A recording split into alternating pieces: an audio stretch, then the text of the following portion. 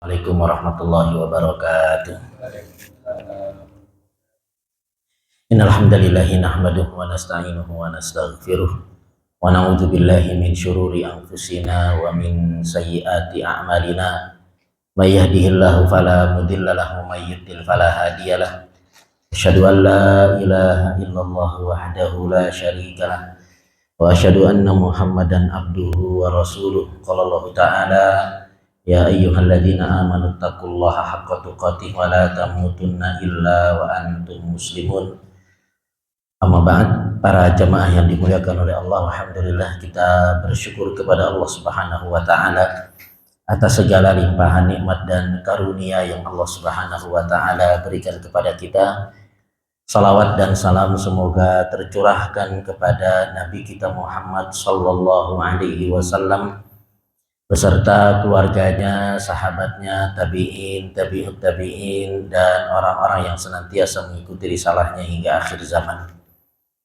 Para jemaah yang dimuliakan oleh Allah, malam hari ini kita melanjutkan kembali pembahasan kita dari tafsir surat Al-Buruj. Kita sampai di ayat yang ke-14. A'udzubillahi minasyaitonirrajim. Wa huwal ghafurul wadud. Dialah yang maha pengampun lagi maha pengasih. Di ayat sebelumnya Allah Subhanahu wa ta'ala menyebutkan bahwa azab Allah Subhanahu wa ta'ala itu benar-benar keras, ya. Inna batsya rabbika lasyadid. Sesungguhnya azab Tuhanmu benar-benar keras. Kemarin sudah kita sebutkan bagaimana dahsyatnya azab Allah Subhanahu wa ta'ala, bagaimana dahsyatnya neraka Allah Subhanahu wa ta'ala. Dalam Al-Quran itu biasa setelah menyebutkan hal-hal yang mengerikan, maka datang ayat selanjutnya yang menjelaskan tentang kasih sayang Allah Subhanahu wa ta'ala, ya. Ayat-ayat yang mengerikan tentang dahsyatnya neraka, tentang kerasnya azab Allah, itu untuk membuat manusia takut. Dan rasa takut itu penting, ya. Rasa takut itu penting untuk membuat seorang berhenti dari bermaksiat. Namun apabila takut ini terlalu berlebihan, maka bisa jatuh kepada apa? Kalau takut berlebihan, bisa jatuh kepada putus asa dari rahmat Allah Subhanahu wa ta'ala. Oleh karena itu datanglah ayat yang menyebutkan akan kasih sayang Allah Subhanahu wa ta'ala. Waalaikumsalam. Ini biasa dibahasakan dengan tarhib dan apa? Tarhib, ya. Tarhib dan tarhib atau tarhib dan tarhib, ya. Jadi untuk menyeimbang supaya tidak terlalu apa? Takut. Karena takut yang berlebihan menjadikan seorang putus asa dari rahmat Allah Subhanahu wa ta'ala. Di sini Allah Subhanahu wa ta'ala mengatakan wa huwal ghafurul wadud. Bahwasanya Allah Subhanahu wa ta'ala itu maha pengampun lagi maha pengasih.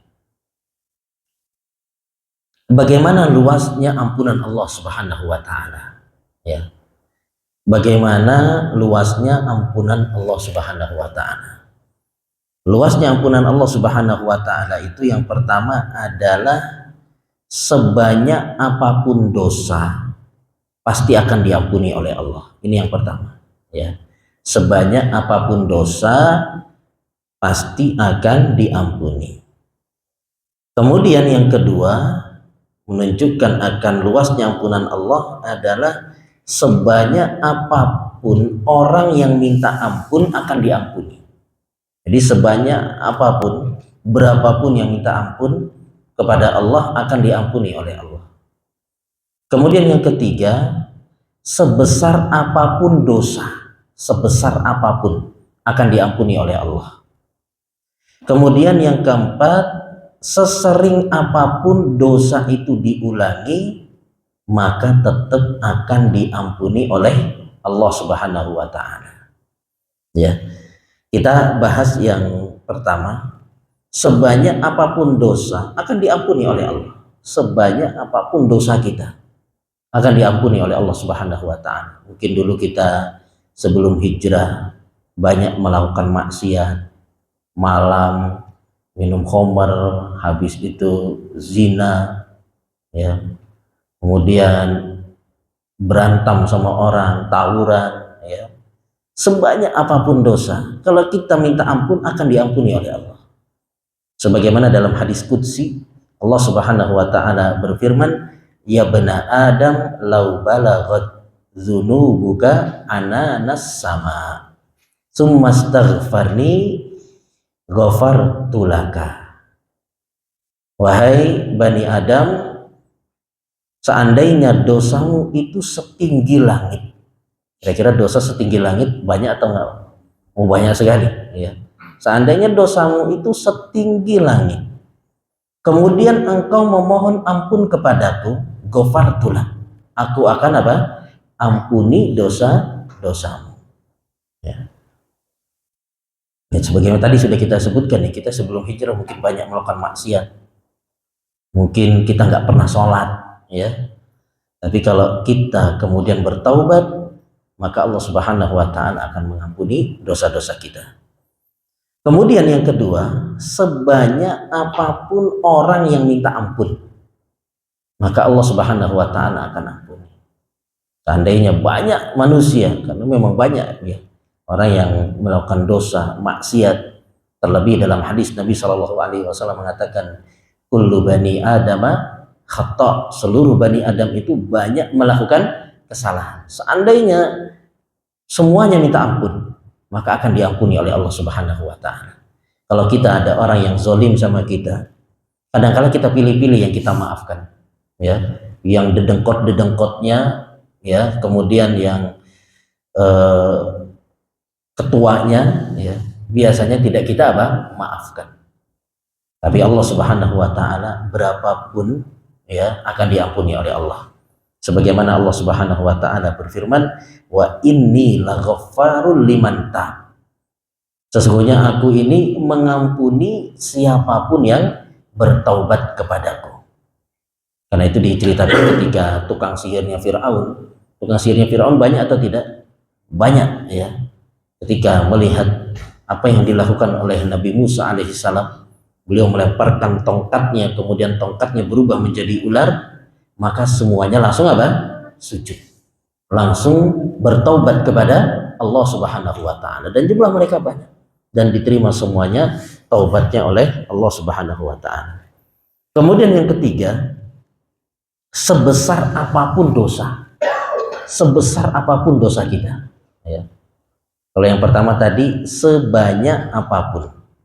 Kalau yang ketiga sebesar apapun dosa kita, seperti misalkan syirik, syirik kan dosa yang terbesar, ya, atau mungkin bunuh orang sampai 100, kalau bertobat akan diampuni oleh Allah Subhanahu wa taala. Allah berfirman dalam surat Az-Zumar ayat yang ke-53, qul ya ibadiyalladzina asrafu ala anfusihim la taqnatu mir rahmatillah innallaha yaghfirudz dzunuba jami'ah. Wahai hamba-hambaku yang telah melampaui batas terhadap dirinya sendiri, janganlah kalian putus asa dari rahmat Allah. Sesungguhnya Allah Subhanahu wa taala mengampuni seluruh dosa. Jadi sebesar apapun, syirik sekalipun diampuni oleh Allah. Bagaimana cara menggabungkan surat Az-Zumar ini dengan surat An-Nisa yang Allah Subhanahu wa taala berfirman, innallaha la yaghfiru ayyushraka bih. Sesungguhnya Allah Subhanahu wa taala tidak mengampuni dosa syirik, dan Allah mengampuni dosa selain syirik. Jadi gimana cara menggabungkannya? Ya, Allah mengatakan mengampuni seluruh dosa. Tapi di dalam surat An-Nisa ini Allah mengatakan sesungguhnya Allah tidak mengampuni dosa syirik. La yaghfiru ayyushraka bih. Allah tidak mengampuni dosa orang yang melakukan kesyirikan. Gimana cara menggabungkannya? Apa? Kalau bertaubat diampuni oleh Allah. Tapi kalau nggak taubat tidak akan diampuni oleh Allah. Kalau dosa selain syirik seperti minum khamar, orang meninggal ya, belum sempat taubat diampuni atau tidak? Bisa jadi diampuni, bisa jadi apa? Tidak diampuni. Ya, insya adzabahu wa insya ghufiralah. Bisa jadi Allah mengazab, bisa jadi Allah Subhanahu wa taala mengampuninya, ya. Jadi insya adzabahu insya ghufiralah. Bisa jadi Allah mengazabnya, bisa jadi Allah mengampuninya. Tapi kalau syirik gak diampuni oleh Allah. Namun kalau orang belum meninggal dia taubat, maka diampuni oleh Allah. Dahulu sebagian sahabat mereka adalah pelaku kesyirikan. Bahkan mereka ya penyembah berhala yang istilahnya itu ada yang sampai luar biasa ya dalam menyembah. Bahkan disebutkan kalau lapar Tuhannya dimakan, ya. Karena mereka buat berhalanya dari adonan roti. Artinya mereka penyembah berhala. Namun kemudian mereka bertaubat dan taubatnya diterima oleh Allah Subhanahu wa taala. Kemudian yang keempat, sesering apapun kita melakukan dosa, kalau kita bertobat akan diampuni oleh Allah Subhanahu wa taala. Kadang-kadang kita ya melakukan maksiat, habis itu kita istighfar, kita tobat. Besok melakukan apa? Maksiat lagi. Kita tobat lagi. Allah akan ampun. Sebagaimana disebutkan ya dalam hadis qudsi. Allah Subhanahu wa taala mengatakan, "Adnaba abdi dzanban," hambaku melakukan dosa. Fa'alima anna lahu rabban yaghfirud dzan. Hambaku mengetahui bahwasanya dia memiliki Tuhan yang Maha mengampuni dosa. Wa ya'khudhu bidzan, dan menghukum karena dosa. Maka dia bertaubat. Habis itu dia ulangi lagi, bermaksiat lagi kepada Allah Subhanahu wa taala. Kemudian Allah Subhanahu wa taala mengatakan, abdi adnaba dzanban, hambaku kembali melakukan dosa. Fa'alima annalahu rabban yaghfirud dzan, dia mengetahui dia memiliki Tuhan yang mengampuni dosa dan menghukum karena dosa. Maka dia bertobat, kemudian mengulangi lagi. Disebutkan dalam hadis ini itu kurang lebih sebanyak 4 kali Allah ulangi. Melakukan dosa, taubat, melakukan dosa, taubat, melakukan dosa, taubat. Kemudian Allah Subhanahu wa taala mengatakan, "I'mal masyi," lakukan terserah engkau. Faqad ghafartu lak, aku telah mengampuni dosamu. Jadi meskipun kita melakukan dosa, habis itu kita taubat, kita dosa, kita taubat, Allah Subhanahu wa taala tetap akan mengampuni kita. Bahkan bukan hanya sekedar mengampuni, tapi Allah Al-Wadud wa huwal ghafurul wadud. Allah mengampuni sekaligus Allah juga apa? Mencintai. Ini beda sama manusia, ya. Ketika kita misalkan dizolimi sama teman kita, difitnah sama teman kita, atau dipermalukan sama teman kita, di depan umum kita dipermalukan, kemudian teman kita minta maaf, kita maafin atau tidak? Ya, kita maafkan mungkin. Tapi kita cinta nggak sama dia setelah kita maafkan? Ya, sudah hilang rasa cinta kita sama dia, sudah hilang rasa. Kita maafkan, tapi kita sudah nggak mau lagi berteman sama dia. Ya. Apalagi kalau kesalahan yang dia lakukan ini besar, dia minta maaf, memaafkan aja sudah berat, ya. Namun kemudian kita maafkan dengan berat hati, tapi kita nggak akan cinta sama dia. Sudah, aku maafkan, tapi jangan nongol depan saya ya. Nah, jadi kita begitu, kita bisa memaafkan, tapi belum tentu kita bisa mencintainya kembali.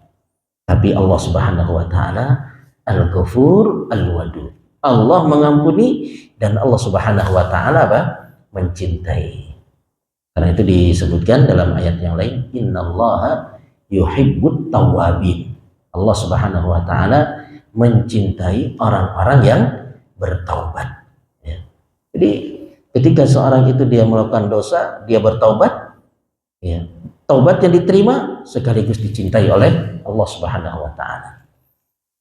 Bahkan disebutkan dalam hadis, ya, disebutkan dalam hadis, Allah Subhanahu wa taala itu sangat senang, bahkan senangnya Allah atau bahagianya Allah melebihi bahagianya orang ya. Jadi Allah Subhanahu wa taala itu sangat senang dengan taubat hambanya. Allah cinta, senang, bahagia ketika hambanya itu bertaubat.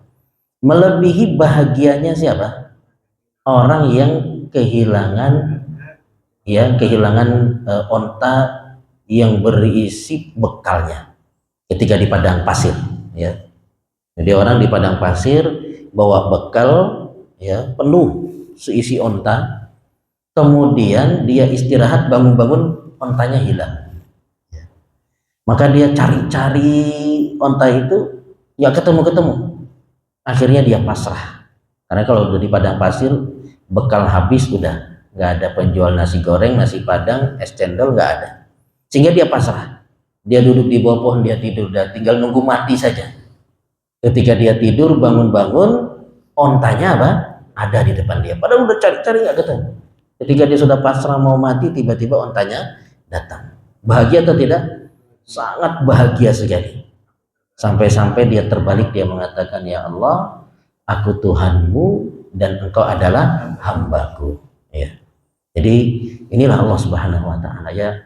Allah sangat bahagia ketika hambanya itu mau kembali kepadanya. Walillahil matsalul a'la, dan bagi Allah permisalan yang lebih tinggi ya. Ketika misalkan manusia, kita ya sebagai orang tua sayang atau tidak sama anak? Dia sangat sayang, apalagi seorang ibu sangat sayang sama anaknya. Bahkan disebutkan dalam hadis ya, ketika dalam kondisi perang ada ibu yang kehilangan anaknya, kehilangan bayinya. Dicari-cari, akhirnya ketemu sama bayinya. Ya. Ketika ketemu bayinya langsung dipeluk, langsung disusui di tempat. Kemudian Nabi tanya sama para sahabat, kira-kira ibu ini mau nggak lemparin anaknya ke dalam api? Para sahabat bilang, nggak mungkin wahai Rasul. Kenapa? Karena ibu ini pasti sangat sayang sama anaknya. Maka Nabi mengatakan, lallahu arham bihada min waladiha. Allah Subhanahu wa taala itu lebih sayang ya kepada hambanya daripada ibu kepada anaknya. Jadi ibu itu sangat sayang sama anaknya. Nah, kalau seandainya terjadi cekcok antara ibu sama anak, akhirnya anaknya diusir, pergi kamu keluar dari rumah. Anaknya benar keluar, nyesel nggak ibunya? Ya kadang-kadang nyesel ibunya. Tahu-tahu sepekan anaknya apa? Datang atau anaknya telepon. Bahagia atau tidak? Bahagia ibu, maaf ibu aku sudah salah. Ibunya pasti apa? Bahagia. Walillahil matsalul a'la. Demikianlah Allah ketika hambanya sudah begitu jauh dari Allah Subhanahu wa taala, kemudian tiba-tiba dia kembali kepada Allah, dia bertaubat kepada Allah, maka Allah Subhanahu wa taala sangat bahagia ya. Inilah wahuwal ghafurul wadud. Dialah Allah yang maha pengampun lagi maha pengasih atau lagi maha mencintai. Kemudian Allah Subhanahu wa taala berfirman,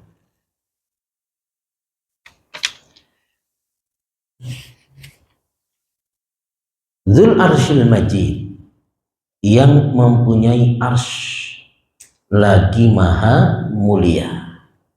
Ya, ini ayat-ayat menunjukkan akan keagungan Allah Subhanahu wa taala. Bahwasanya Allah mempunyai arsy lagi maha mulia. Jadi Al-Majid ini bisa dibaca Al-Majidu, bisa dibaca Al-Majidi. Kalau Al-Majidu maka kembalinya kemuliaan itu kepada Allah. Kalau Al-Majidi maka kemuliaan itu kembalinya kepada arsy ya. Kembalinya kepada arsy. Di sini dibaca Al-Majidu. Maka kembalinya kepada Allah Subhanahu wa taala. Allah Subhanahu wa taala ya disebutkan di sini memiliki arsy. Kenapa Allah Subhanahu wa taala khususkan penyebutan arsy? Allah memiliki arsy. Padahal Allah itu yang memiliki apa? Segalanya. Dalam surat Al-An'am 164 Allah mengatakan wa huwa rabbu kulli syai'. Allah itu Tuhan yang memiliki segalanya. Semuanya itu milik Allah Subhanahu wa taala. Kenapa disebutkan arsy secara khusus ya? Menunjukkan akan keagungan arsy. Karena arsy ini adalah makhluk yang paling tinggi. Jadi arsy ini makhluk yang paling tinggi, yang paling besar, dan yang paling pertama diciptakan. Yang pertama, bahwasanya arsy ini adalah makhluk yang paling tinggi. Dalilnya adalah dari sahabat Abdullah bin Mas'ud radhiyallahu anhu. Beliau berkata, "Bainas sama'id dunya wallati taliha khamsumi'ati am." Jarak antara langit dunia dengan langit setelahnya, yaitu langit yang kedua, itu jaraknya adalah 500 tahun perjalanan. Begitu seterusnya, antara langit kedua sampai langit yang ketiga itu jaraknya 500 tahun perjalanan sampai langit yang ketujuh. Dan antara langit yang ketujuh, jadi atasnya langit ketujuh itu apa? Atasnya langit yang ketujuh itu kursi, ya. Bainas sama isabiah wa bai wal kursi khamsumi'ati am. Antara langit ketujuh sampai ke kursi itu 500 tahun perjalanan. Di atasnya kursi apa? Di atasnya kursi itu samudra, ya, samudra. Wa bainal kursi wal ma khamsumi'ati am. Antara kursi sampai ke samudra itu 500 tahun perjalanan. Wal arsh fawqal ma. Adapun arsh itu di atas samudra. Wallahu fawqal arsh, dan Allah ada di atas arsh, ya. Jadi ini dalil yang menunjukkan bahwasanya arsh itu adalah makhluk Allah yang paling tinggi, ya. Makhluk Allah yang paling tinggi, ya. Kemudian disebutkan surga itu di atas arsh atau di bawah arsh. Surga di atasnya arsy atau di bawah arsy? Surga, ya. Surga Firdaus, surga yang paling tinggi nih. Di atasnya arsy atau di bawahnya arsy? Ya, di bawahnya arsy. Ya, jadi arsy itu udah paling tinggi. Sebagaimana disebutkan dalam hadis Nabi SAW bersabda, "Fa idza sa'altumullah fas'alul firdaus." Bila kalian minta kepada Allah untuk dimasukkan ke dalam surga, maka mintalah surga Firdaus. Jadi jangan kalau doa itu, ya Allah masukkan saya ke surga, nggak apa-apa di emperannya, nggak apa-apa, ya. Jangan, minta yang paling apa? Tinggi. Kemudian Nabi mengatakan, fa innahu awsatul jannah wa a'lal jannah. Surga Firdaus itu adalah surga yang paling tengah dan yang paling apa? Tinggi. Fauqahu arsyur rahman. Di atasnya surga Firdaus itu apa? Arsy-nya Allah Subhanahu wa ta'ala, ya. Jadi arsy itu sudah paling apa? Tinggi. Surga Firdaus ada di bawah arsy. Biar nyambung. Arsy itu singgasana, betul tidak? Ya. Singgasana. Iya, singgasana. Kepikiran kita itu dulu kursi. Wasi'al kursius sama wakil-wakil, kursi Allah itu meliputi langit dan bumi, ya. Pikiran saya arsy itu ya kursi. Iya. Disebutkan kursi itu tempat kaki, ya. Jadi kursi itu tempat kaki, ya. Ya kita nggak bisa ngebayangin, ya. Nggak bisa ngebayangin, cuma kan pengertiannya. Ya. Terima kasih. Ya. Tapi sekarang dalil bahwasanya arsy itu makhluk yang paling besar, ya. Arsy itu adalah makhluk yang paling besar. Dalilnya adalah wasi'a kursiyyus samawati wal ardh. Wasi'a kursiyyus samawati wal ardh. Ya, luasnya kursi itu meliputi apa? Langit dan bumi. Nah, dalam hadis itu disebutkan, ya, besarnya kursi Allah dibandingkan dengan langit dan bumi itu seperti cincin yang dilempar di padang pasir. Cincin itu adalah langit dan bumi, padang pasir itu adalah apa? Kursi. Bedanya kursi dengan arsy adalah yang bagaikan cincin yang dilempar di padang pasir. Cincin itu adalah kursi dan padang pasir itu adalah arsy-nya Allah Subhanahu wa ta'ala. Ya, jadi Arsy itu merupakan makhluk Allah yang paling besar. Kemudian merupakan makhluk Allah yang paling pertama diciptakan. Sebagaimana disebutkan dalam surat Hud ayat yang ke-7, wa huwa alladzi khalaqas samawati wal ardh fi sittati ayyam wa kana arsyuhu 'alal ma'. Dialah Allah yang menciptakan langit dan bumi selama 6 hari dan arsy-Nya itu di atas samudra.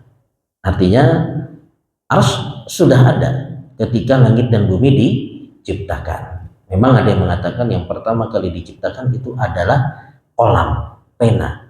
Awwalu ma khalaqallahu al-qalam. Yang pertama kali diciptakan oleh Allah adalah pena. Ya.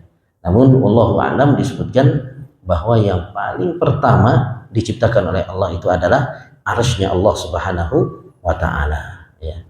Jadi kalau arsy aja sudah sebesar itu, maka bagaimana dengan Allah Subhanahu wa ta'ala. Dzul arsyil majid. Ya. Allah yang mempunyai arsy lagi maha mulia. Ya. Al-Majid itu artinya adalah yang maha mulia. Mulia apa maksudnya? Yang pertama adalah Allah itu mulia karena Allah maha sempurna sifat-sifatnya. Ya. Jadi Allah mulia karena Allah Subhanahu wa ta'ala maha sempurna sifat-sifatnya. Kemudian yang kedua, Allah mulia karena Allah itu maha luas dan abadi rahmatnya. Ya. Jadi Allah mulia karena Allah maha luas dan abadi rahmatnya.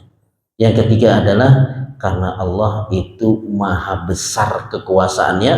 Yang keempat adalah karena Allah maha mulia perbuatannya. Inilah makna daripada Al-Majid. Kemudian Allah Subhanahu wa ta'ala berfirman, ya, sebelum kita lanjut, jadi berapa malaikat yang memikul arsy-Nya Allah? Jadi arsy begitu besar, ya. Berapa malaikat yang memikul arsy-Nya Allah Subhanahu wa ta'ala? Ada 8 malaikat, ya, yang memikul arsy-Nya Allah Subhanahu wa ta'ala. Malaikat yang memikul arsy-Nya Allah ini bagaimana? Besarnya itu seperti apa? Ya, ada 8.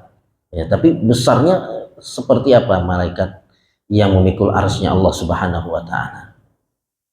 Disebutkan jarak antara kuping sampai ke pundak itu 700 tahun perjalanan.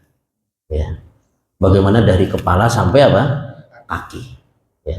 Dari ujung kuping ini sampai pundak 700 tahun perjalanan. Ya. Bagaimana dari kepala sampai kaki. Ini besarnya malaikat pemikul arsy-Nya Allah Subhanahu wa ta'ala. Yang disebutkan bahwasanya malaikat pemikul arsy Allah ini ada 8, sebagaimana yang Allah sebutkan dalam surat Al-Haqqah ayat yang ke-17. Wal malaku ala arja'iha wa yahmilu arsya rabbika fawqahum yauma idin samaniyah. Dan para malaikat berada di berbagai penjuru langit. Pada hari itu 8 malaikat menjunjung arsy, ya, Allah Subhanahu wa ta'ala. Allah Subhanahu wa ta'ala berfirman, fa'alul lima yurid. Allah maha kuasa berbuat apa yang dikehendakinya. Ya, jadi Allah kuasa untuk melakukan apa yang Allah Subhanahu wa ta'ala kehendaki. Allah tinggal mengucapkan apa? Kun fayakun. Jadi maka jadilah. Adapun kita sebagai manusia, setinggi apapun pangkat kita, kita nggak bisa melakukan apa yang kita kehendaki. Tidak mesti bisa, ya. Kadang kita ingin ini, kita butuh penolong-penolong, dan penolong-penolong kita ini ternyata gagal merealisasikan apa yang kita inginkan. Dan juga kadang-kala kita menginginkan ini, menginginkan itu, ya. Tapi ternyata banyak yang menolak keinginan kita. Akan tetapi Allah Subhanahu wa ta'ala fa'alul lima yurid. Allah Subhanahu wa ta'ala itu kuasa melakukan apapun yang Allah kehendaki. Kita punya kehendak, tapi kehendak kita di bawah kehendak Allah Subhanahu wa taala. Oleh karena itu ada komentator bola ya di Arab Saudi. Itu ketika pertandingan Barcelona Real Madrid. Barcelona yuri, Real Madrid yuri. Wallahu fa'alul lima yuri ya. Barcelona pengen menang. Real Madrid juga pengen menang. Tapi Allah melakukan apa yang Allah kehendaki ya. Begitu juga ada tulisan di Arab Saudi, itu tulisan yang biasa ada kayak papan-papan gitu ya, nasihat. Ana urid wa anta turid wallahu yaf'alu ma yurid. Aku punya kehendak, kamu punya kehendak ya, dan Allah Subhanahu wa taala juga punya apa? Kehendak, dan kehendak kita di bawah kehendak Allah Subhanahu wa taala. Kalau kita sadar ya, kehendak kita ini di bawah kehendak Allah ya, dan kehendak Allah itu pasti terjadi, maka apa yang kita lakukan? Yang pertama, senantiasa minta petunjuk kepada Allah dan minta tolong kepada Allah.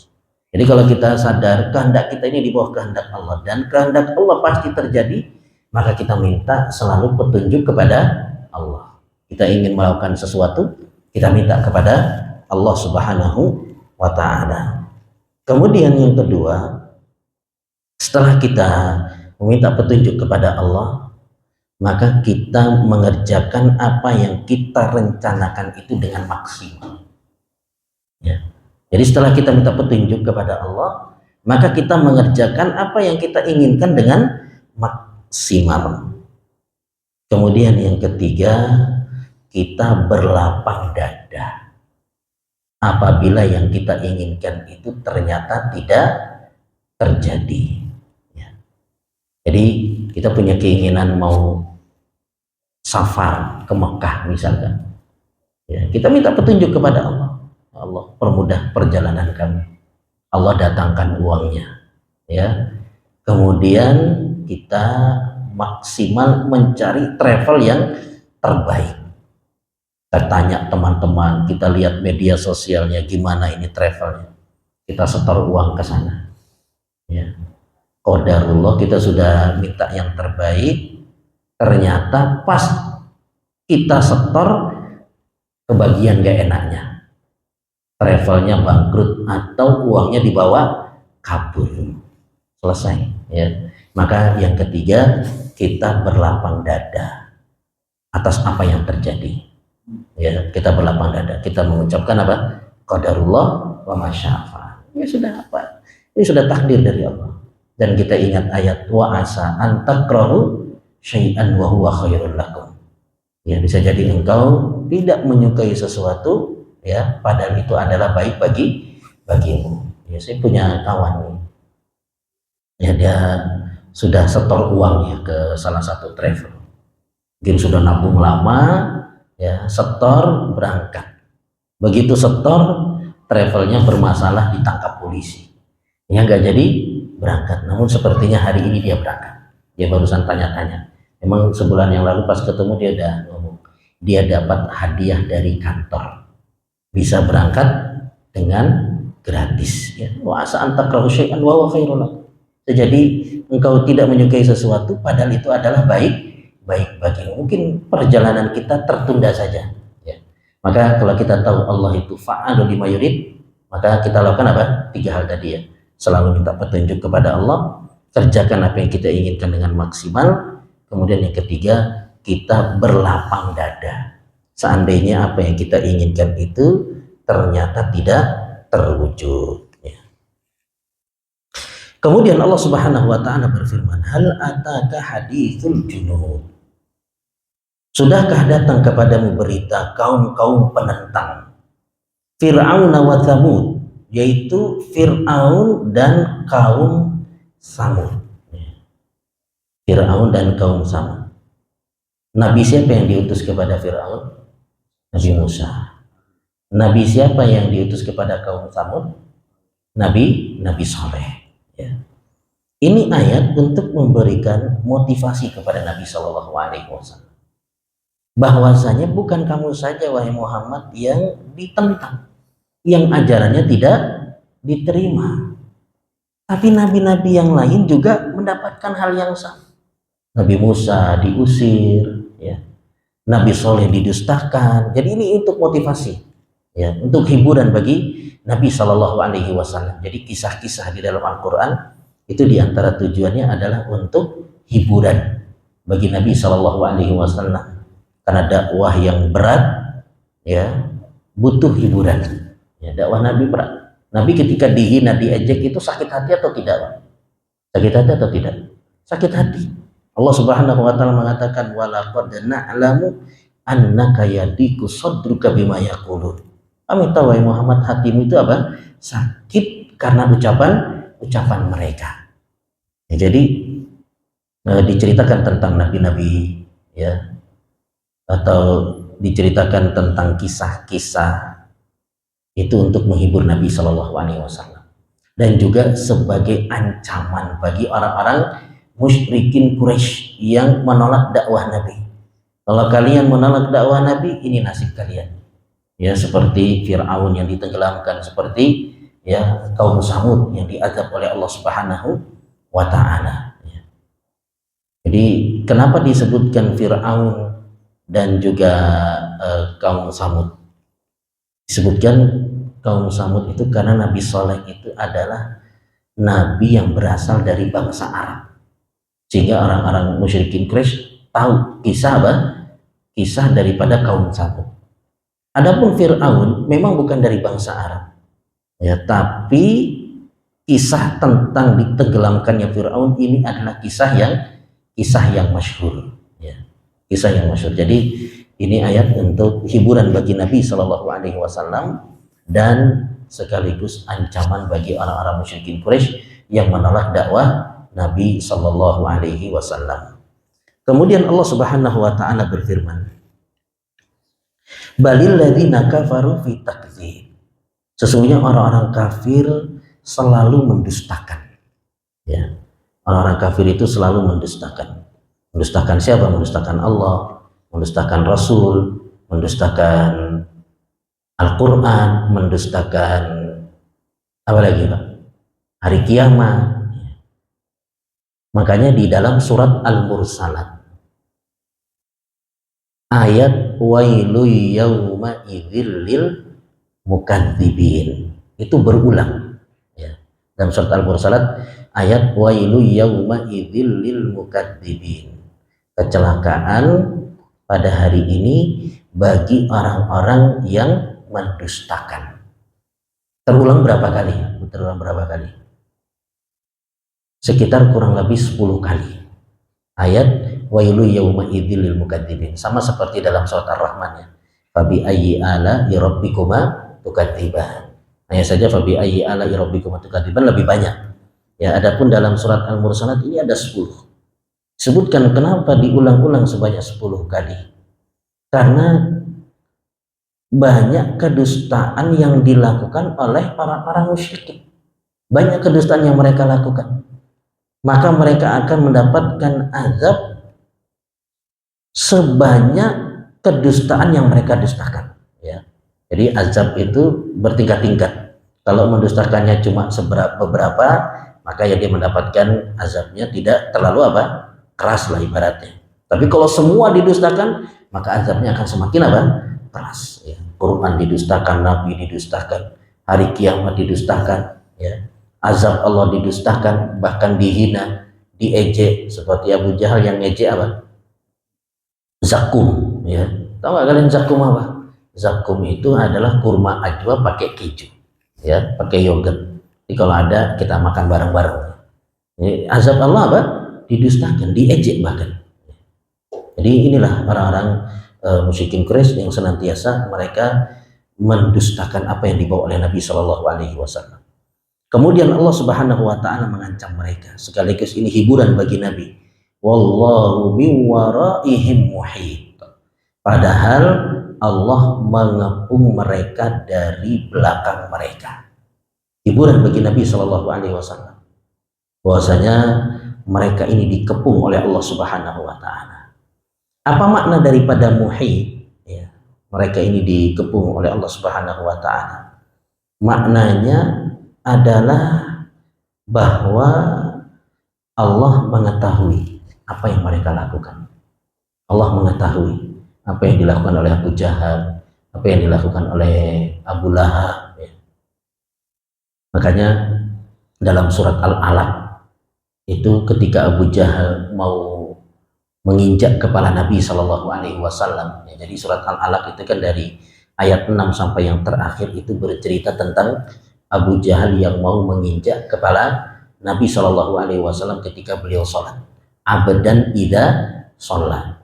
Dalam ayat-ayat itu Allah mengatakan alam ya'lam bi annallaha yara. Tidakkah dia mengetahui bahwasanya Allah itu apa? Melihat apa yang dilakukan oleh Abu Jahal. Kemudian yang kedua, makna daripada muhit, Allah itu mengepung mereka dari belakang. Allah menulis. Jadi bukan hanya sekedar diketahui, tapi juga ditulis oleh Allah Subhanahu wa taala. Kemudian yang ketiga, akan dibalas oleh Allah. Akan dibalas oleh Allah Subhanahu wa taala. Jadi makna daripada wallahu min waraihim muhit, padahal Allah mengepung mereka dari belakang mereka, maknanya adalah Allah mengetahui apa yang mereka lakukan.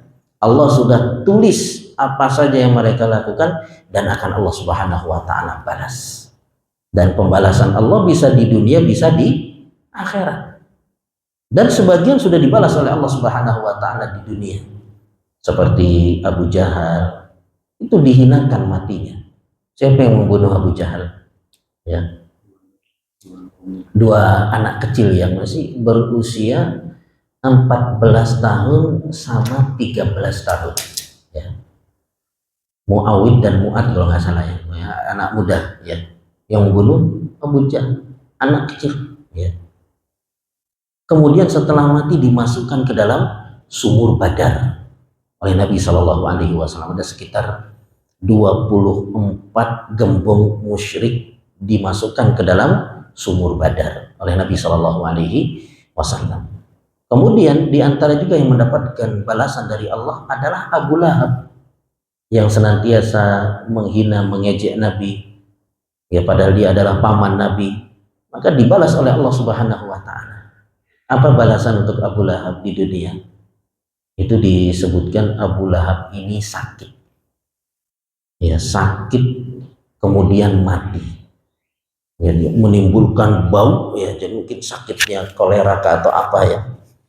Banyak luka, banyak nanah, mati nggak ada keluarganya yang mau menguburkan, bau ya. Akhirnya apa yang terjadi karena keluarganya nggak ada yang mau menguburkan ya. Nah susah yang mau menguburin, nggak ada yang mau mengurusi, bau dan penyakitnya juga apa? Nular. Ini balasan bagi mereka yang menghina, menyakiti Nabi Shallallahu Alaihi Wasallam. Akhirnya karena keluarganya malu ya, orang-orang kalau lewat rumahnya pada tutup hidungnya, bau yang luar biasa. Ada jenazah berhari-hari tidak dikuburkan. Akhirnya mereka gali kubur, kemudian jasadnya Abu Lahab ini ditusuk pakai kayu yang panjang, didorong-dorong pakai kayu yang panjang, ya terhina kan, didorong-dorong sampai masuk ke dalam kubur. Kemudian dari jauh mereka lempari dengan batu. Ya, ini baru balasan di dunia. Bagaimana dengan balasan Allah Subhanahu wa taala nanti pada hari kiamat? Kemudian Allah Subhanahu wa taala berfirman, "Bal huwa Qur'anun Majid." Bahkan yang didustakan mereka ialah Al-Qur'an yang mulia. Yang didustakan, di antara yang didustakan ya oleh mereka orang-orang musyrikin Quraisy adalah Al-Qur'an yang mulia. Ya, padahal Al-Qur'an ini merupakan kitab yang paling sahih ya. Setelah Al-Qur'an apa kitab yang paling sahih? Ya, Sahih Bukhari, ya Sahih Bukhari. Ini bukan kitab yang tersahih dan tidak boleh disentuh Quran ini kecuali oleh orang-orang yang apa? Bersuci, yang sudah suci. La yamassuhu illal mutahharun. Ya, kitab yang seperti ini didustakan sama mereka. Bal huwa Qur'anun Majid. Bahkan mereka mendustakan Al-Quran yang mulia.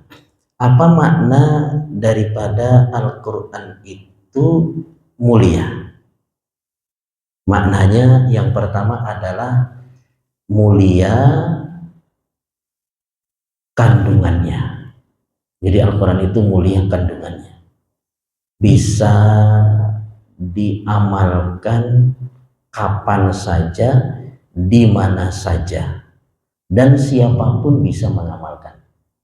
Sehingga Al-Quran itu kandungannya ya sempurna, mulia, sehingga bisa dikerjakan kapan saja. Artinya sejak dahulu, sejak zaman Nabi sampai sekarang Al-Quran ini bisa diamalkan. Nggak ada kadaluarsanya. Tidak sebagaimana perkataan orang-orang ini Al-Quran cuma cocok di zaman Nabi. Sekarang sudah beda ya. Tapi kita katakan Al-Quran ini mulia kandungannya. Dikerjakan kapan saja, di mana saja. Di Indonesia, di Arab Saudi, di Afrika, di Australia, bisa mengamalkan apa? Al-Quran. Kemudian siapapun bisa mengamalkan. Tua, muda, laki-laki, perempuan, ya bisa mengamalkan Al-Quran. Ini yang pertama, ya, bahwasanya Al-Quran itu adalah mulia, ya. Quranul Majid, ya. Quran itu mulia, adalah mulia kandungannya. Yang kedua adalah mulia bahasanya. Ya, bahasanya apa? Bahasa Arab. Jadi bahasa Arab ini bahasa yang mulia, ya, bahasa penghuni surga, ya. Dan bahasa Arab itu kan bertingkat-tingkat kefasihannya, ya. Yang paling dasar itu bahasa ambiyah, ya, bukan paling dasar ya, artinya yang istilahnya sudah tercampur lah, ya. Apalagi kalau kita ke Arab ngomong sama orang Arab Badui, nah ini udah campur-campur, ya. Sehingga istilah mereka sholat maghrib itu bahasa mereka, ya, isnen gigir, girgir, wahid mafi girgir, ya. Paham nggak tuh Pak? Girgir itu bicara, ngomong, itu girgir, ya. Entah kasih girgir, kamu banyak ngomong, nggak tahu girgir dari mana, ya. Jadi udah tercampur-campur. Sholat maghrib itu isnen girgir, wahid mafi girgir. Duanya suaranya kedengaran, ya. Dua rakaatnya suaranya ada, satunya apa? Nggak ada. Paham ya? Wahid mafi girgir, ya. Wahid mafi girgir ini udah kecampur-campur. Nah, yang paling tinggi itu adalah Al-Quran. Kefasihannya yang paling tinggi adalah Al-Quran. Dan orang Arab sekalipun tidak bisa mendatangkan yang semisal dengan Al-Quran. Mereka orang-orang yang paham bahasa Arab, bahkan di zaman Nabi mereka adalah orang-orang yang jago dalam bersyair, ya. Tetap saja mereka tidak bisa mendatangkan yang semisal dengan Al-Quran. Qul huwallahu ahad, Allahus somad, lam yalid walam yulad, ya. Indah sekali. Sehingga ada nabi palsu dulu, namanya siapa nabi palsu? Musailimah Al-Kadzab, ya. Mengaku dapat wahyu dari malaikat Jibril. Ketika ditanya, ya coba bacakan, ya. Maka dia membaca surat yang dia karang sendiri, ya. Apalagi bahasa itu, ya. Saya lupa. Ini apa namanya? Iya, marmut, wahai marmut, apa kemarin bahasa Arabnya. Pokoknya mereka mendatangkan ayat yang serupa dengan Al-Quran yang membuat orang-orang yang mendengarnya itu tertawa, ya, bukan malah terenyuh atau menikmati, malah apa? Tertawa, ya. Jadi wahai marmut, innama anti udhunani was sadr, kamu punya dua telinga dan punya apa? Dada, ya. Artinya ya pokoknya dia mendatangkan Al-Quran atau ayat, ya, tandingan dari Al-Quran yang orang mendengarnya itu apa? Tertawa. Jadi Al-Quran itu mulia dari sisi apa? Bahasanya. Kemudian yang ketiga, mulia orang yang menghafal dan mengamalkan. Jadi orang yang menghafal, orang yang mengamalkan menjadi mulia. Diceritakan Umar bin Khattab radhiyallahu anhu itu menunjuk seorang yang bernama Nafi bin Abdul Haris untuk menjadi gubernur di Mekah. Kemudian Nafi bin Abdul Haris ini ada hajat sehingga dia nunjuk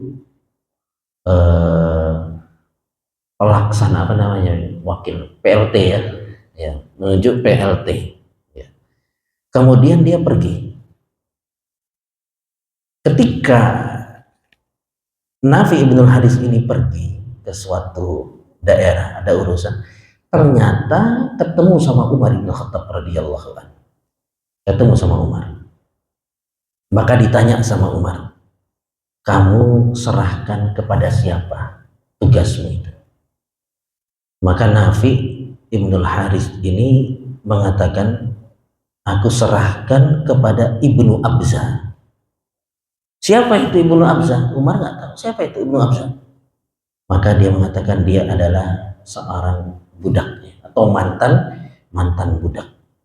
Maka Umar seperti tidak terima ya. Kamu serahkan tugasmu ini, tugas yang penting jadi gubernur, kepada apa? Kepada seorang budak atau mantan budak. Maka Nafi ibnul Haris mengatakan, innahu qari'un li kitabillah. Dia adalah orang yang menghafal Al-Quran. Dia orang yang hafal Al-Quran. Maka akhirnya Umar pun terdiam sambil mengucapkan hadis Nabi Shallallahu Alaihi Wasallam, innallaha yarfa'u bihadzal kitabi aqwaman wa yad'u bihi akharin. Sesungguhnya Allah mengangkat suatu kaum dengan apa? Al-Quran, dan merendahkan suatu kaum dengan apa? Al-Quran. Jadi siapa yang memuliakan Al-Quran akan diangkat derajatnya oleh Allah Subhanahu wa Ta'ala. Jadi siapa yang memuliakan Al-Quran, dia akan tinggi derajatnya, akan mulia derajatnya. Selama dia ikhlas ya dalam menghafal Al-Quran, dalam mengamalkan Al-Quran, dia ikhlas, maka derajatnya akan diangkat oleh Allah Subhanahu wa Ta'ala. Kemudian yang keempat, Al-Quran itu mulia pahalanya. Artinya orang yang perhatian dengan Al-Quran, yang membaca Al-Quran, maka akan mendapatkan pahala yang sangat besar di sisi Allah Subhanahu wa Ta'ala. Kemudian Allah Subhanahu wa Ta'ala berfirman, ya, ayat yang terakhir, fi lauhin mahfuz, yang tersimpan dalam lauhul mahfuz. Apa itu lauhul mahfuz? Lauhul mahfuz itu apa? Lauhul mahfuz itu apa? Sering dengar ya lauhul mahfuz. Lauhul mahfuz itu apa? Yang tercatat. Yang ya,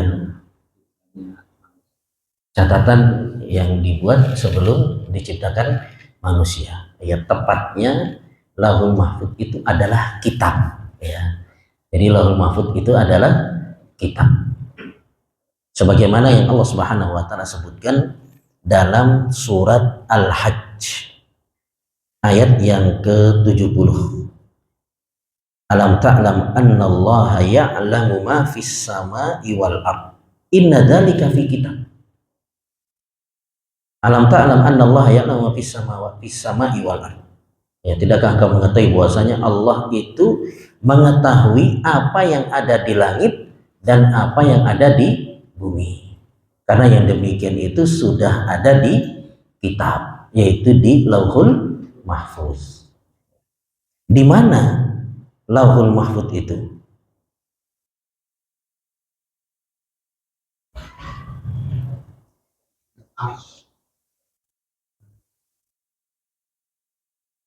Di mana? Di dekat Arsy. Ada jawaban lain, Pak? Di mana Lauhul Mahfuz? Di dekat Arsy itu benar, ya. Namun lebih tepatnya di sisi Allah. Ya, di sisi Allah. Sebagaimana yang Allah Subhanahu wa Ta'ala sebutkan dalam surat Az-Zukhruf ayat yang keempat. Wa innahu fi ummil kitab ladaina la'aliyun hakim. Dan sesungguhnya Al-Quran itu berada di dalam Ummul Kitab, yaitu Lauhul Mahfuz. Ladaina, di sisi kami. Itu di sisi Allah Subhanahu wa Ta'ala. Dan Allah itu berada di mana? Di atas arsy, ya. Jadi tempatnya Lauhul Mahfuz itu adalah di sisi Allah. Apa isi daripada Lauhul Mahfuz? Apa isinya? Ya, isinya adalah segala takdir, ya, sampai hari kiamat. Jadi ketika itu Allah Subhanahu wa Ta'ala yang disebutkan dalam hadis, awwalu ma khalaqallahu al-qalam. Yang pertama kali diciptakan adalah apa? Al-qalam. Kemudian Allah perintahkan kepada qalam, uktub, tulislah. Maka qalam tanya, Rabbi wa madza aktub? Ya Allah, apa yang harus saya tulis? Tulis seluruh takdir, ya, sampai sampai hari kiamat. Jadi isi daripada Lauhul Mahfuz itu adalah takdir, ya. Kemudian di antara isi dari Lauhul Mahfuz adalah Al-Qur'an. Jadi di antara isi dari Lauhul Mahfuz adalah Al-Quran. Dan apa istimewanya Al-Quran berada di Lauhul Mahfuz? Apa istimewanya, Pak? Istimewanya adalah Al-Quran itu terjaga, mahfuz, ya. Dia tersimpan dan terjaga. Terjaga dari apa? Terjaga dari segala perubahan. Ya, di Lauhul Mahfuz dia terjaga.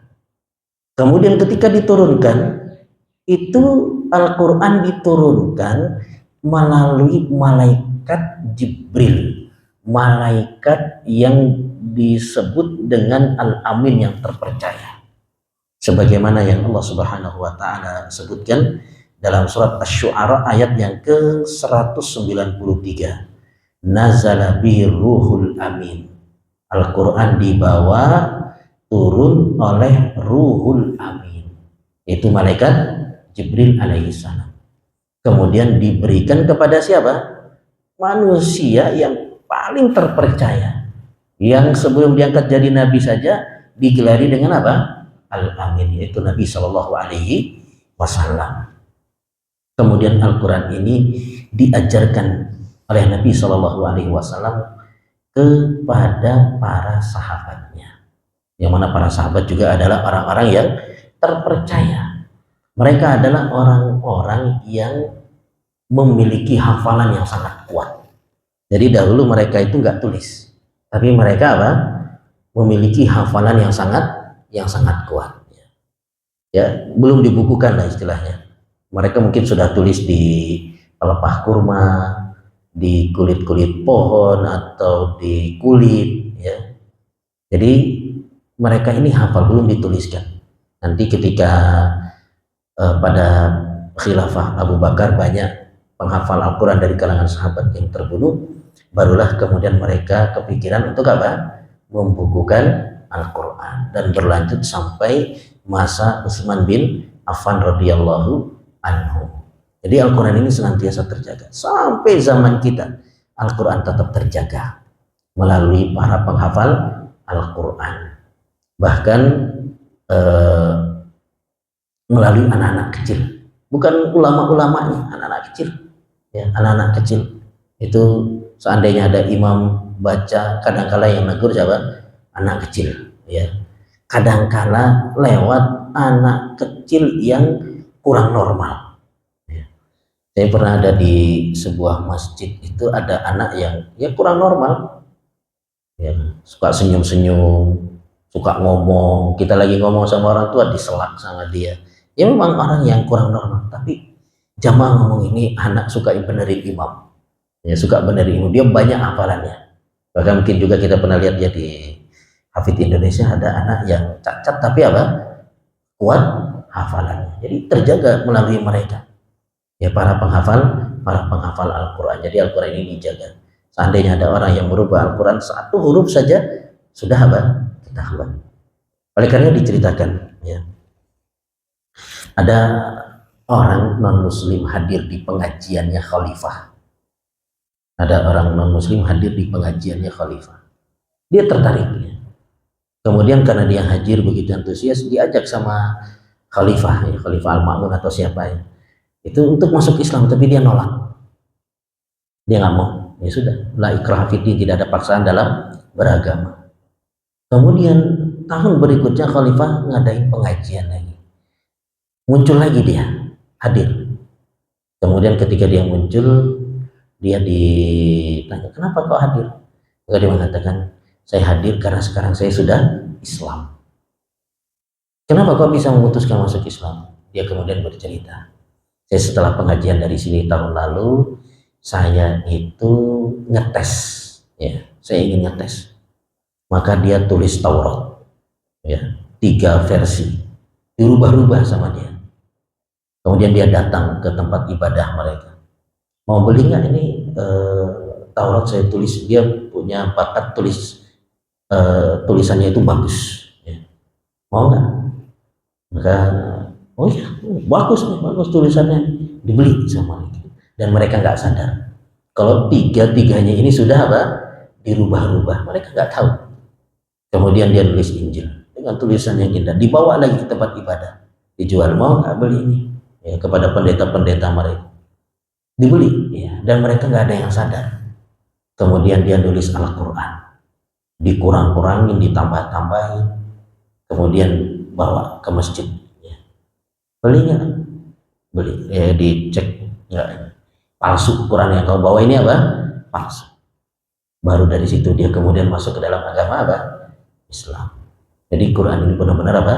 Dijaga oleh Allah Subhanahu wa Ta'ala. Allah berfirman dalam surat Al-Hijr, inna nahnu nazzalna dzikra wa inna lahu lahafizun. Sesungguhnya kami yang menurunkan adzikra, yaitu Al-Quran, dan kami sendiri yang akan menjaganya.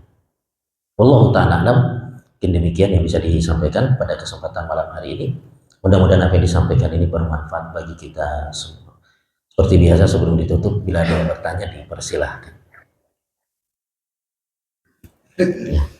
Masih tertarik dengan yang ars tadi, ya pada dasarnya nggak ada tulisan sih, hanya kita karena kita tanya, kita yakin, cuman biar memberikan gambaran atau penjelasan. Kalau yang di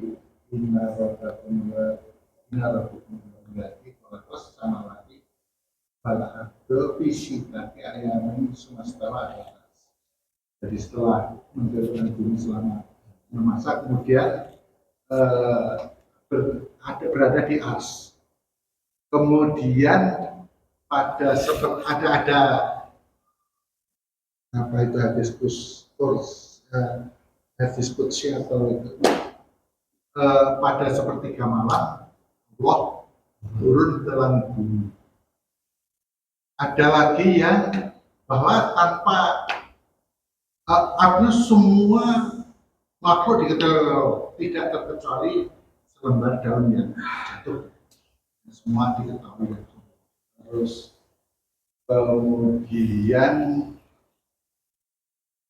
misalnya ada juga semut hitam di dalam kedua di tengah malam, atau semua diketahui oleh Allah Subhanahu wa Ta'ala.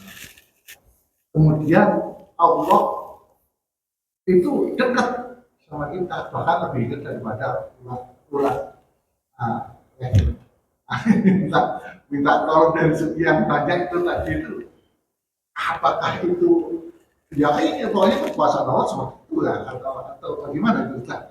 Apakah memang kalau sepertiga malam terjeluk betul-betul ke langit bumi itu dari ars atau gimana? Kadang-kadang ars itu boleh atas. Ya. Ya penjelasan aja cerita mengenai. Ya. Tapi ketika kita berbicara ya terkait dengan Allah Subhanahu wa Ta'ala, kita nggak pernah melihat Allah, ya, kita nggak pernah melihat Allah, sehingga kita nggak bisa membayangkan bagaimananya Allah itu, nggak bisa kita bayangkan. Iya, iya. Sama seperti ruh. Ruh itu nggak ada yang tahu bagaimana wujudnya. Seandainya ada 1000 ilmuwan ditanya terkait dengan ruh, maka ya masing-masing memiliki apa? Definisinya. Ruh itu begini, ruh itu begini. Karena nggak pernah melihat, sehingga kalau kita nggak pernah melihat, itu kita susah untuk apa? Membayangkan. Ya. Apalagi Allah Subhanahu wa taala ya disebutkan dalam hadis turun ke langit dunia di sepertiga malam yang terakhir. Di sepertiga malam terakhir yang di negeri mana ini? Benar nggak Pak? Ya. Turun terus. Ya, turun terus berarti kan? Ya, turun terus. Ya. Maka yang seperti ini cukup kita imani. Ya, kita imani. Ya. Jadi memang disebutkan ya di masalah akal. Kita ini diperintah untuk menggunakan akal kita. Ya, banyak ayat itu memuji akal. Ya, kita disuruh untuk menggunakan akal. Tapi akal kita ini juga apa? Terbatas. Ya. Akal kita ini terbatas. Ya, sebagaimana pandangan kita terbatas, maka begitu juga dengan apa? Akal kita terbatas. Kita nggak bisa membayang-bayangkan itulah ya. Itu artinya dekat dengan urat leher ya. Sehingga akhirnya karena membayangkan itu, akhirnya ya tidak mengimani kalau Allah itu di langit ya. Akhirnya seperti itu kan, karena menggabungkan itu semua, akhirnya kita berat ya untuk mengatakan Allah di langit, padahal ada banyak dalil yang menjelaskan Allah Subhanahu wa taala itu berada di atas langit ya. Menurut fitrah pun juga Allah Subhanahu wa taala ada di langit ya. Hanya saja tadi ya, akal kita ini terbatas ya, kita nggak bisa membayangkan bagaimana Allah Subhanahu wa taala ya. Turunnya saja nggak bisa kebayang sama kita bagaimana turunnya ya, bagaimana Allah ya turun di setiap ya sepertiga malam yang terakhir ini, di negeri yang mana ya, seperti itulah ya ibaratnya. Jadi cukup kita imani ya, ya, sudah cukup sampai di situ. Karena kalau kita membayang-bayangkan, itu disebutkan ketika datang seorang kepada Imam Malik tanya ya, kaifal istiwa, bagaimana istiwanya Allah itu bagaimana? Maka jawaban daripada Imam Malik, al istiwa ma'lum. Istiwa itu adalah apa? Hal yang telah diketahui. Wal kaifu majhul, dan bagaimana istiwanya ini majhul, kita tidak ada yang tahu. Wal imanu bihi wajib, dan mengimaninya itu adalah wajib. Sudah cukup sampai di situ. Jadi kalau kita bayangkan Allah itu punya tangan, kebayang lagi tangannya Allah kayak gimana tangannya Allah. Nah itu tadi al kaifu majhul ya, membagaimanakannya itu majhul, nggak tahu kita ya bagaimana tangan Allah ya, seperti itu. Allahu ta'ala alam. Kursi apa kursi? Ah, itu. Kursi Allah. Kursi langit bumi. Obat pasti ya. Tapi kan kalau terkait dengan hak orang lain kan kita semuanya menyelesaikanlah ya. Kalau sampai kita tidak bisa menyelesaikan, berarti masih ada obatnya diterima ya, obatnya diterima. Tapi masih ada urusan perhitungan yang terkait dengan hak orang lain itu kan gitu. Masih ada perhitungan lah gitu ya. Mungkin ya boleh terjadi agama tidak, dan ini mungkin pikiran saya kalau tidak boleh berarti tidak selamanya akan diterapkan ya. Tapi mungkin ya paling tidak itu sebentar lah gitu dalam untuk perhitungan itu mungkin gitu saja. Iya, memang dosa itu kan dia bermacam-macam. Ada dosa terkait dengan Allah, ada terkait dengan manusia. Yang terkait dengan Allah ini ya, selama itu bukan syirik, maka Allah Ghafurur Rahim, Allah Maha Pengampun lagi Maha penyayang. Nah, yang paling berat itu dosa kita kepada sesama hamba. Ya, dosa kita kepada sesama hamba.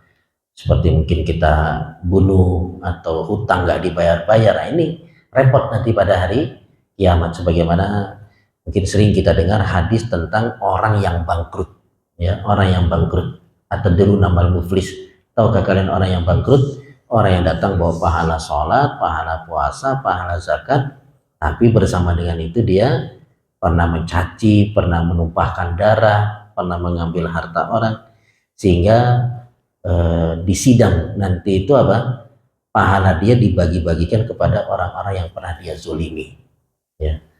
Kemudian ternyata orang yang dia zolimi masih banyak, pahalanya sudah habis, sehingga dia akan dilemparkan ke dalam neraka. Ya, tapi tidak kekal berada di dalam neraka. Ya, kalau sudah bersih maka akan dikeluarkan kemudian dimasukkan ke dalam surga. Ini beratnya zolim kepada sesama hamba. Ya, makanya diingatkan oleh Imam Asy-Syafi'i kalau tidak salah, engkau berjumpa dengan Allah bahwa 70 dosa antara dirimu dengan Allah masih lebih ringan daripada bawa satu dosa antara dirimu dengan sesama manusia. Ya, ini beratnya kita zalim kepada sesama manusia. Ya. Maka kita kalau punya urusan masalah segera diselesaikan sebelum kita meninggal dunia. Wallahu ta'ala alam. Mengenai tobat satu lagi, tobat ini yang belum Pak Haji.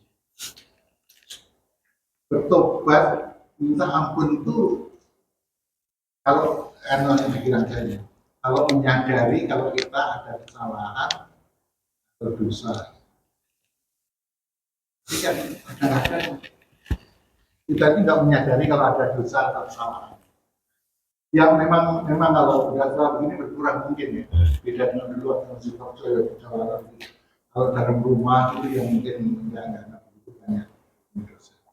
Kadang-kadang kita nggak menyadari kalau padahal kalau dosa pasti banyak. Apakah kalau kita tidak merasa bahwa oh sebenarnya saya tidak mengetahui dosa apa yang kami lakukan, apakah kita cukup mengucapkan yang diajarkan oleh Rasulullah benar astagfirullahaladzim,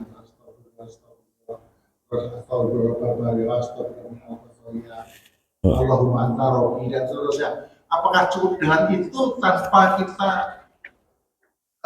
mengerti kesalahan kita? Jadi kalau orang namanya bertobat atau minta ampun sadar kan karena ada kesalahan. Ya. Kalau kita merasa perasaan saya nggak ada, padahal pasti banyak. Ya. Pasti banyak. Cuman apakah kesalahan yang pasti banyak itu tadi cukup dengan kita mengucapkan astagfirullah sekian misalnya 70 kali kan minimal 70 kali atau 100 kali. Apakah cukup seperti itu juga sudah diampuni oleh Allah? Padahal kalau kita bertobat kan ya Allah aku bertobat, padahal ada salah tobat segala macam. Jadi ada taubat, ada istighfar ya, ada taubat, ada istighfar. Kalau taubat itu ya benar-benar kita menyalahi menyadari ada kesalahan. Ya, karena ada syarat taubat. Ada syarat-syarat taubat, diantaranya adalah harus berhenti dari maksiat yang kita lakukan. Itu syarat taubat. Ya, sekarang kita merasa sepertinya nggak ada nih dosa ya, mungkin karena tadi sudah sepertinya merasa nggak, ya ibaratnya nggak ada dosa-dosa besar lah ya, ada dosa-dosa besar, kita seringnya di masjid ya, perlu kita istighfar, maka kita tetap perlu untuk beristighfar. Kenapa? Ya, yang pertama itu kita pasti melakukan dosa, kullu bani adam khata'. Kemudian yang kedua, kita beristighfar karena ibadah kita itu nggak pernah beres. Ya, makanya banyak selesai ibadah itu diperintah untuk istighfar. Selesai sholat kita istighfar. Kenapa? Karena ibadah kita nggak pernah beres. Ya. Di sholat rakaat pertama masih khusyuk, rakaat kedua udah kemana-mana pikiran. Ya, jadi nggak fokus tadi imam baca apa. Kadang gitu. Ya, Pernah ada Ustadz, ada Syekh tanya sama jamaah, tadi siapa yang tahu rakaat pertama baca apa imamnya? Nggak ada yang angkat tangan, ya, nggak ada yang angkat tangan kecuali anak kecil. Angkat tangan dia. Baca apa dek? Al-Fatihah. Rakaat kedua Al-Fatihah, pasti benar ya. Artinya salat kita nggak beres. Umroh kita juga kadang-kala kalau kita berangkat umroh kita nggak beres, ya. Kecampur ya, itulah ya. Kemudian kenapa kita istighfar? Karena kita ini hamba yang kurang syukur, dan Allah sudah ingatkan, wa qalilun min ibadiyas syakur, sedikit dari hambaku yang bersyukur. Karena syukur itu bukan cuma ngucapin apa alhamdulillah, bukan, tapi ada syukur hati, kemudian ada syukur lisan, ada syukur anggota badan, ya.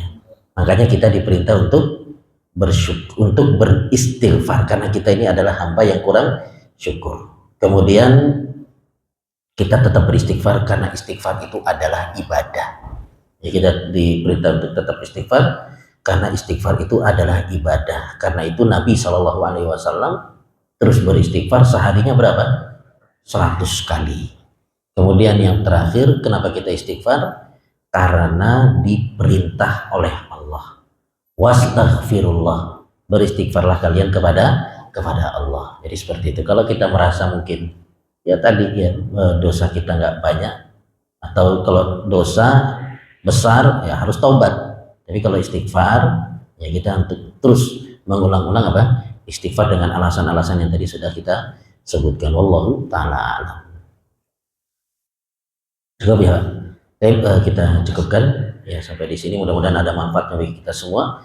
Kita akhiri dengan doa kafaratul majelis. Subhanakallahumma bihamdik, asyhadu an la ilaha illa anta astaghfiruka wa atubu ilaik. Wassalamualaikum warahmatullahi wabarakatuh. Waalaikumsalam.